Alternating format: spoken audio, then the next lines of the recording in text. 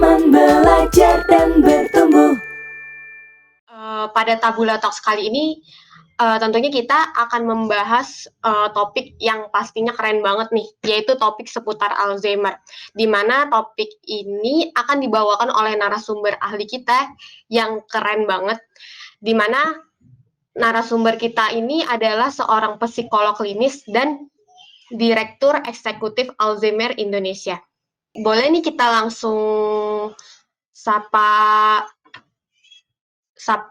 narasumber kita hari ini.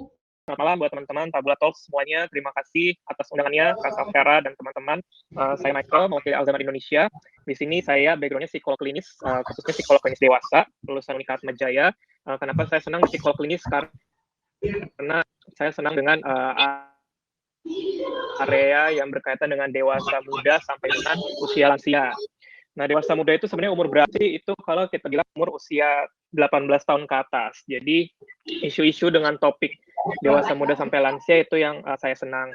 Dan kemudian sebagai psikolog sih tentunya kita memberikan pendekatan non-farmakologi ya. Kalau istilahnya dalam kedokteran itu ada farmakologi dengan penggunaan obat, treatmentnya obat, medis.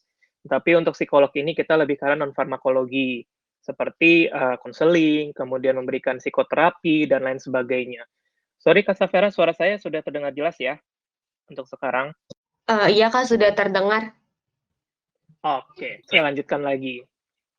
Kemudian di tahun 2016 itu, sebelum saya lulus sebagai psikolog, itu saya mengambil data. Tesis itu tentang kualitas hidup pada caregiver yang merawat orang dengan demensia Alzheimer.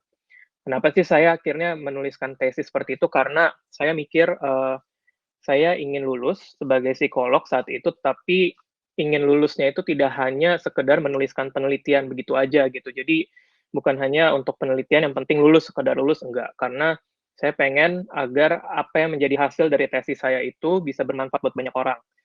Dan kemudian ada dosen waktu itu yang menginspirasi saya juga, kalau misalnya sekarang ini topiknya tuh yang yang akan booming itu adalah tentang Alzheimer. Kemudian saya bingung kan, ini Alzheimer ini apa nih, penyakit apa nih, barang baru kah atau barang lama gitu ya. Karena nggak pernah terpintas di otak saya itu untuk membahas tentang Alzheimer, walaupun di di pembelajaran itu sering pernah dikupas tentang demensia, tapi tidak terlalu sedalam tentang demensia Alzheimer. Akhirnya saya ambillah itu dan kemudian mulai terjun di komunitas tempat saya sekarang, yaitu di Alzheimer Indonesia. Ternyata ada wadahnya untuk memberikan kualitas hidup bagi orang dengan demensia Alzheimer, bagi keluarga, bagi lansia, khususnya lintas generasi juga, supaya kita dipersiapkan dari sekarang agar tidak menjadi pikun, tidak menurun fungsi kognitif kita. Jadi akhirnya saya ngambillah itu, saya lulus, kemudian tetap ingin terjun di ALZI dari sejak 2016 sampai 2019 saat itu. Dan sama teman-teman pengurus ALZI, karena saya aktif saat itu sebagai relawan, saya itu awalnya membantu mempersiapkan seminar. Jadi mereka di ALZI itu dari dulu itu selalu ada seminar setiap Sabtu awal bulan, namanya Caregivers Meeting ya kalau yang di Jakarta, dihadiri 30 sampai 50 orang dan saya mempersiapkan itu, seperti kursinya, proyektornya, perlengkapan supporting sistemnya gitu.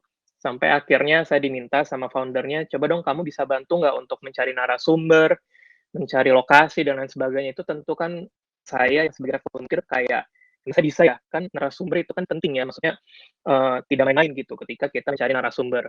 Ya udah di situ saya coba, ternyata dibantu juga sama rekan-rekan ALZI untuk saya menjembatani. Jadi mereka sudah bantu kontak narasumbernya dan saya tinggal menghubungkan untuk teknis tempat, CV, dan lain sebagainya gitu untuk mempersiapkan materi-materinya. Dan akhirnya di tahun 2019 itu saya diangkat jadi salah satu pengurus di bagian tim sosial untuk mempersiapkan khusus tentang seminar Caregivers Meeting. Dan ternyata di tahun 2020 itu saya sebetulnya masih bekerja ya di salah satu perusahaan farmasi di bagian HRD.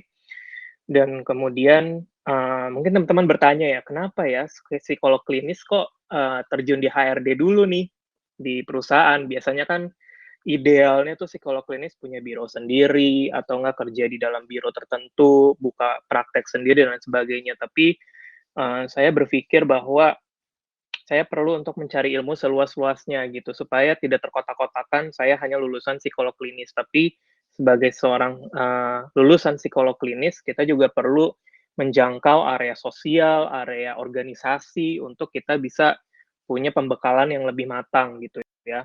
Jadi saya terjun ke HRD mencari ilmu dan ternyata ilmu itu kepakai sampai di posisi saya saat ini. Jadi di September 2020 pas di bulan Alzheimer dunia, itu di bulan September saya resign dari kerjaan sebelumnya dan kemudian bergabung menjadi direktur eksekutif, menggantikan direktur eksekutifnya Alzi yang sebelumnya, sampai dengan sekarang ini. Jadi, kalau dibilang untuk kerjaannya apa sebagai direktur eksekutif, kerjaan utamanya adalah bekerja dari sisi operasionalnya Alzheimer Indonesia, yang mana, kita itu bekerja di atas 3 pilar, kita sebutnya 3 pilar CEO. CEO itu ada singkatannya, ada singkatan C-nya itu adalah Communication and Community Support, I-nya itu adalah Education, dan O-nya itu adalah Outreach. Jadi Communication and Community Support, support webinar, kemudian media sosial. Jadi kalau teman-teman lihat media sosialnya Alzi itu juga ada beberapa konten yang kami perbarui dan kami lengkapi untuk memenuhi kebutuhan bagi para keluarga dan juga caregivers tentunya, dan untuk ODD, orang dengan demensia. Bisa cek juga di website-nya, nanti teman-teman bisa lihat ada dari Alzi juga di sini namanya Kak Erna, sekretaris Alzi. Itu juga nanti akan memberikan informasi sekilas tentang Alzi di chatroom-nya nanti. Dan kemudian area education itu kami ada penelitian. Jadi kalau ada mahasiswa-mahasiswa yang ingin tertarik meneliti tentang demensia Alzheimer, melalui komunitas ada timnya untuk bersedia membantu alur prosesnya seperti apa, pengambilan datanya seperti apa. Ada juga pelatihan perawatan demensia Alzi untuk para caregiver, untuk para tenaga kesehatan yang memang tertarik untuk mengulik lebih dalam bagaimana cara merawat orang dengan demensia. Kemudian ada lagi area outreach. Outreach itu adalah area untuk partnership, kerjasama. Jadi sebagai organisasi non-profit, kami membuka peluang juga untuk kerjasama baik dengan pemerintah, yang saat ini kami dekat dengan Kemenkes dan Kemensos, juga kerjasama dengan institusi swasta, universitas, tidak hanya di Jakarta, tapi di luar Jakarta juga, di beberapa daerah. Kemudian juga kerjasama dengan teman-teman NGO lainnya yang memang punya satu visi yang sama untuk lansia dan demensia. Jadi sebagai direktur eksekutif itu benar-benar melihat secara helikopter view seluruh kegiatan dalam 3 pilar ini CEO tadi. Itu untuk gambaran singkatnya nih, Safera. Semoga terdengar jelas semuanya ya buat teman-teman. Wah, menarik banget ya, Kak. Nah, untuk Alzheimer Indonesia sendiri nih, kita bisa nggak ya, Kak, ikut gabung ataupun berkontribusi gitu di Alzheimer Indonesia? Ya, tentunya kalau untuk berkontribusi bisa banget, karena kita ini tidak hanya di Jakarta, kita ada di 16 kota di Indonesia, dari Medan sampai dengan Lombok dan Manado. Kemudian ada 5 kota overseas di luar negeri, ada di Belanda, di Doha, Qatar, ada San Francisco, US, ada di Belfast, UK, sama di Jenewa, Swiss. Jadi teman-teman yang bergabung itu tentu akan bisa membantu teman-teman Korwil kami sebutnya koordinator wilayah ya, untuk di masing-masing kota. Jadi misalnya di sini nih ada 546 partisipan, ada di beberapa kota di Indonesia yang juga pas ada di misalnya lagi di Medan kah, atau ada di Lombok kah, atau di Surabaya, silakan kontak kita akan hubungkan dengan kakak-kakak Korwil. Jadi di Alzi ini walaupun kita usianya lintas generasi ya, kita tetap memanggil semuanya itu kakak, supaya lebih akrab dan tercipta suasana tanpa batasan gitu. Jadi monggo banget tinggal menghubungi hotline Alzi di 0811 822 594, nanti akan dipandu melalui form volunteer sesuai dengan kemampuan teman-teman masing-masing gitu. Wah, boleh banget nih buat teman-teman yang tertarik di dunia Alzheimer, langsung gabung aja ya, Kak, ya ke Alzheimer Indonesia. Ya, bisa dicek dulu website-nya, kemudian Instagram, dan lain-lain, supaya bisa kegambar nih kelihatan kegiatannya Alzi itu apa aja sih selama ini, khususnya di masa pandemi. Oke, Kak. Nah, mungkin kita langsung aja nih, Kak, ke pembahasan. Nah, Ya. sebetulnya nih, Kak, penyakit Alzheimer itu, apa ya, Kak, secara definisi ataupun, dampak-dampaknya gitu terhadap diri kita sendiri? Ya, Alzheimer. Jadi kita lihat dari sisi payungnya dulu ya, Safera. Jadi ada namanya penyakit demensia. Demensia itu kalau kita bahasa awamnya adalah pikun, penurunan fungsi otak, pengaruhi daya ingat, emosi, pengambilan keputusan, dan fungsi otak lainnya. Nah, demensia ini sebagai term payungnya, umbrella gitu ya, itu ada berbagai jenis tipe demensia Alzheimer, demensia vaskular, Lewy body, frontotemporal, dan berbagai jenis demensia lainnya. Nah, paling umum ditemukan kasusnya itu adalah demensia Alzheimer, di mana yang tadi penurunan fungsi otak plus perubahan perilaku. Jadi kalau misalnya ada yang cek gitu ya untuk screening, itu demensia Alzheimer yang paling dominan adalah memori jangka pendeknya yang menurun. Jadi kalau misalnya dilihat secara MRI itu dari bagian otak itu ada penciutan juga dari sisi medis, kemudian dari sisi body itu demensia disertai dengan Parkinson, gangguan motorik. Kemudian frontotemporal itu demensia yang karena ada faktor kecelakaan, cedera otak, dan lain sebagainya, dan berbagai jenis tipe demensia lainnya. Jadi makanya di Aldi ini kami membuat yang namanya 10 tanda gejala umum demensia Alzheimer. Nanti Kairna akan share juga di chat room. Di situ akan ada video 10 tanda gejala Alzheimer, di mana di setiap gejala itu akan terlihat secara detailnya gitu ya. Perilaku-perilaku muncul apa, lansia dan demensia, apa cara mencegahnya dan lain sebagainya. Gitu, Safira. Pikun ini bisa dipengaruhi oleh usia nggak Kak, ya Kak? Atau bisa dialami oleh seluruh rentang usia Kak? Iya, untuk gejala pikun dari demensia ini, memang faktor utamanya adalah karena usia. Jadi, yang sudah berusia di atas 65 tahun. Tapi memang tidak menutup kemungkinan usia di bawah 65 tahun itu juga bisa terkena demensia.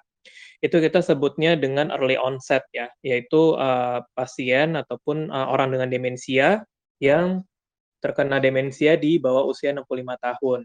Nah, untuk faktor utamanya sebetulnya sampai sekarang di bidang medis itu belum diketahui penyebab utamanya apa, tapi yang ada adalah dari sisi faktor risiko. Nah, ini faktor risiko yang perlu dicegah nih dari teman-teman dari sejak sekarang.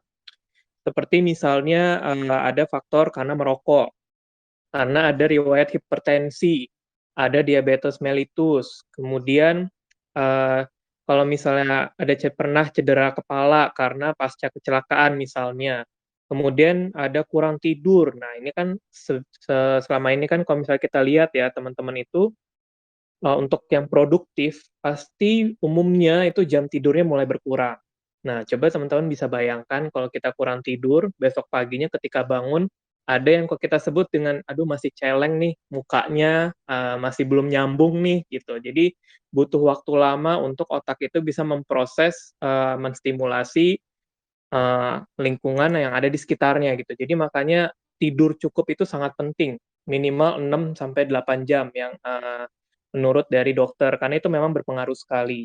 Kemudian dari sisi psikologis, karena ada depresi, kemudian ada stres, dan yang pada lansia pada umumnya karena loneliness nih. Loneliness, rasa kesepian, apalagi di masa pandemi COVID-19 ini, para lansia itu sebetulnya perlu untuk mendapatkan hubungan dan komunikasi yang berkualitas dengan keluarganya sendiri, dengan anak-anak maupun dengan cucu.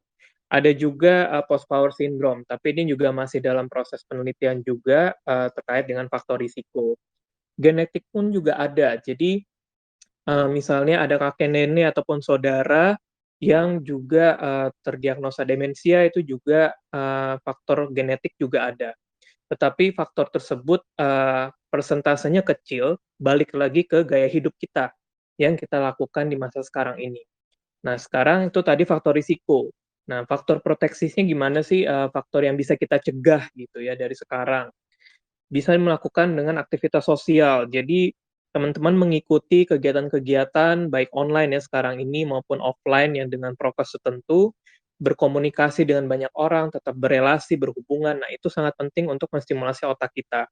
Kemudian yang kedua aktivitas mental. Nah, aktivitas mental ini seperti apa sih? Misalnya membuat perencanaan, mengelola manajemen diri, mengelola jadwal, kemudian menentukan prioritas, skala prioritas, dan lain sebagainya, itu melatih aktivitas mental kita untuk tetap berpikir secara produktif. Kemudian aktivitas fisik, nah ini olahraga. Jadi sejak saya masuk di Alzheimer Indonesia, saya tuh jadi yang awalnya males olahraga ya, jadi tergerak nih untuk terus olahraga. Kalau di anjuran dari dokter maupun Kemenkes itu adalah 150 menit per minggu minimal. Jadi itu bisa dibagi dalam 1 minggu, teman-teman bisa berolahraga yang tentunya olahraganya itu terukur. Jadi kalau misalnya ada yang bilang, kalau ngepel, nyapu rumah, nyuci baju itu olahraga nggak sih? Enggak, bukan. Karena olahraga itu perlu ada ritmenya, ada waktunya yang memang disediakan khusus untuk berolahraga.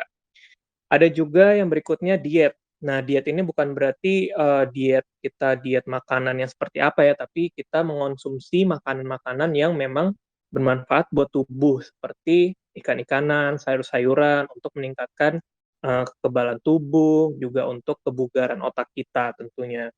Nah, bagi ada yang punya riwayat penyakit seperti hipertensi darah tinggi atau diabetes mellitus, tentu perlu konsultasi ke dokter. Karena, pengaturan penyakit ini itu bisa menjadi salah satu faktor risiko yang tadi sudah saya sebutkan. Jadi, untuk hal-hal ini, yang perlu diperhatikan memang, di usia 50 tahun ke atas, untuk memperhatikan semua hal ini. Tetapi tidak menutup kemungkinan kita yang dari muda, teman-teman yang masih berusia 20 tahunan, mau bahkan mungkin ada yang di bawah 20 tahun, tetap perlu menjaga diri kita, gitu. Tetap menginvestasikan kesehatan, gaya hidup sehat dari sekarang. Karena nantinya kita mau jadi tua yang seperti apa, itu ada di pilihan teman-teman sendiri. Seperti itu, Safera. Kira-kira kedengaran ya tadi ya, semoga jelas semuanya suaranya. Kedengeran kok, Kak.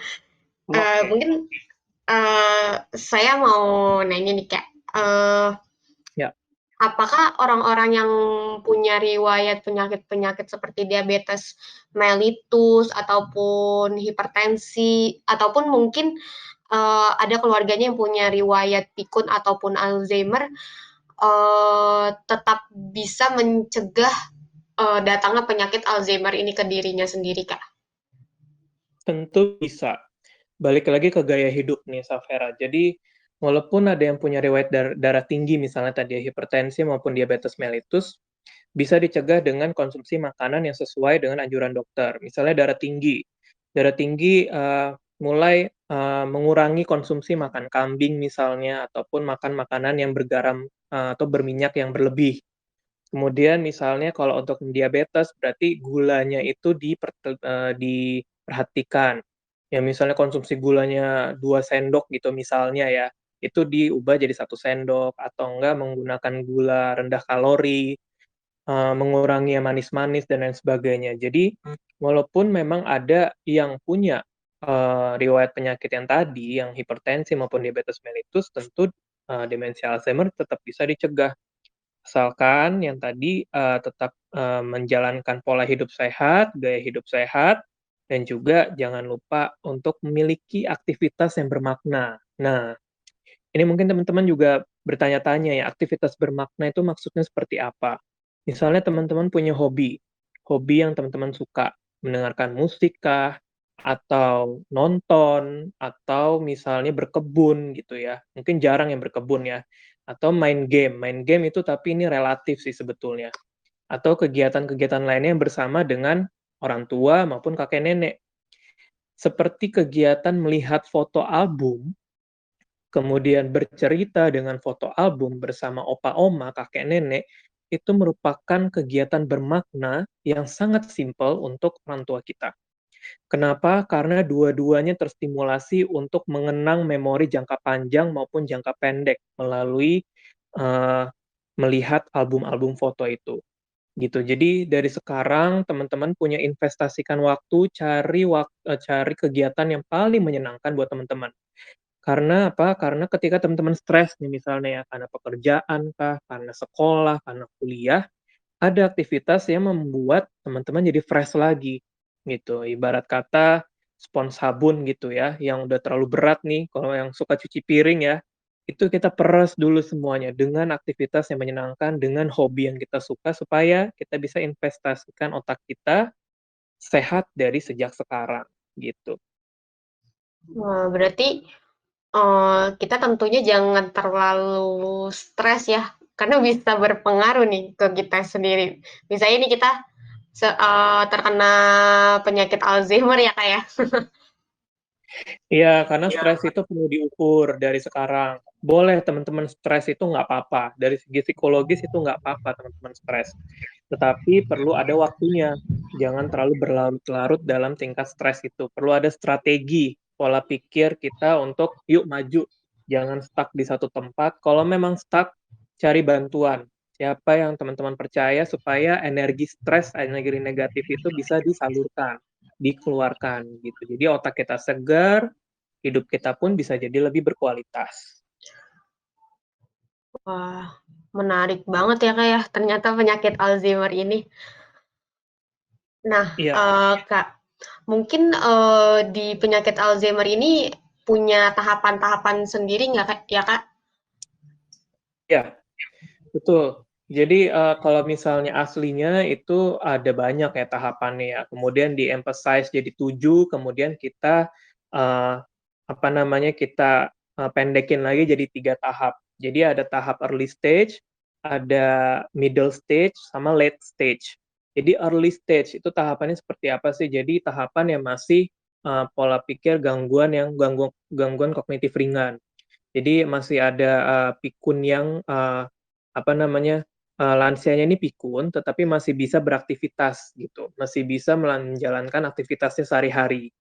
Nah, sementara kalau udah mulai masuk ke middle stage, itu pikunnya sudah semakin berat dan ada beberapa aktivitas yang mulai tidak bisa dilakukan lagi. Misalnya, yang tadinya bisa masak nasi goreng, mulai kebingungan, mulai lupa gitu caranya gimana. Yang bisa nyetir, mulai lupa nyetir. Kemudian udah mulai lupa jalan pulang dan lain sebagainya. Jadi sudah mulai perlu ada bantuan dari orang lain untuk mendampingi si orang dengan demensia atau kita sebut dengan ODD. Sementara kalau udah late stage, tahap yang akhir, itu lebih banyak ODD yang tirah baring. Tirah baring itu lebih banyak di tempat tidur atau di kursi roda. Kenapa? Karena mereka itu sudah sulit untuk mengomunikasikan seluruh tubuhnya untuk bisa bergerak misalnya. Ada beberapa ODD yang mohon maaf meninggal itu karena lupa cara menelan makanan, lupa bernafas dan lain sebagainya. Itu merupakan tahap yang paling late yang membuat keluarga itu menjadi stres sendiri. Jadi teman-teman perlu disadari juga bahwa ketika ada satu orang dengan demensia di rumah yang terdiagnosa dalam satu keluarga, maka satu keluarga itu terdampak semuanya. Anak cucu, kemudian misalnya tetangga sekitar, itu pun juga akan ikut serta terdampak. Nah, terdampaknya itu kayak gimana sih? Dampaknya karena perilaku-perilaku yang tidak terprediksi dari si ODD ini. Ada yang tadinya misalnya omanya ini baik banget, sama orang-orang ramah, kemudian nggak pernah marah, tapi ketika ada penurunan fungsi otak, mengganggu fungsi emosionalnya, oma ini berubah menjadi suka marah-marah, bicaranya ketus, dan mudah sensitif gitu ya. Itu nanti bisa dicek di 10 tanda gejala umum demensia yang akan dikirimkan juga linknya. Jadi itu membuat keluarga itu jadi kaget gitu, tidak siap. Nah, makanya ini di ALSI sendiri kita ada namanya layanan navigasi perawatan ALSI atau kita sebut dengan Narazi. Supaya layanan konsultasi secara online ini, konsultasi Narazi, bisa memandu keluarga apa nih what next yang harus dilakukan ketika ada yang terdiagnosa. Makanya di ALSI juga kita bantu ada layanan screening bila dibutuhkan untuk keluarga dan juga ada pelatihannya supaya keluarga ini benar-benar terarah dan terbantu. Disitulah visi kita untuk membantu meningkatkan kualitas hidup. Jadi bagi mungkin di sini ada teman-teman yang juga keluarganya ada terdiagnosa demensia, you are not alone. Kalian tidak sendiri. Ada wadahnya, ada komunitasnya, ada support system yang siap untuk membantu teman-teman keluarga yang mengalami ada keluarga yang mengalami demensia. Nah Kak, mungkin, ketika mudah-mudahan jangan ya kayak, ketika, kita sendiri ataupun ada orang-orang terdekat kita yang terkena Alzheimer ini, ada nggak ya Kak langkah-langkah yang harus kita lakukan? Iya, langkah-langkahnya yang pertama adalah cek ke dokter, yang pasti ya, dokter yang kompeten. Jadi dalam hal ini sebetulnya teman-teman bisa datang ke puskesmas terdekat. Karena di situ di setiap dokter ini sekarang Alzi juga sedang bekerja sama juga dengan Kemenkes untuk kembali, refresh kembali tenaga-tenaga kesehatan di puskesmas untuk bisa melakukan screening. Jadi itu bisa dilakukan di puskesmas maupun di dokter keluarga ataupun dokter umum, karena mereka sebetulnya pada dasarnya memiliki standar pelayanan minimum untuk cek kesehatan. Salah satunya cek kesehatan kognitif. Nah, kemudian apabila terdiagnosa dari hasil screening itu ada tanda-tanda demensia, maka nanti keluarga ini akan dirujuk ke rumah sakit.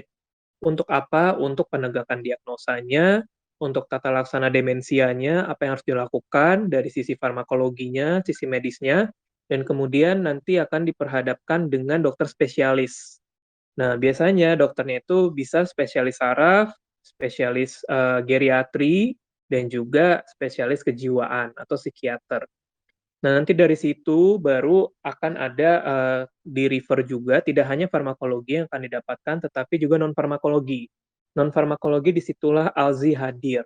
Jadi, Alzi di sini memberikan pendekatan secara komunitas untuk membantu keluarga tadi dengan kegiatan-kegiatan dan juga aktivitas yang memang bermanfaat untuk orang dengan demensia dan juga keluarganya. Jadi, ini merupakan support system.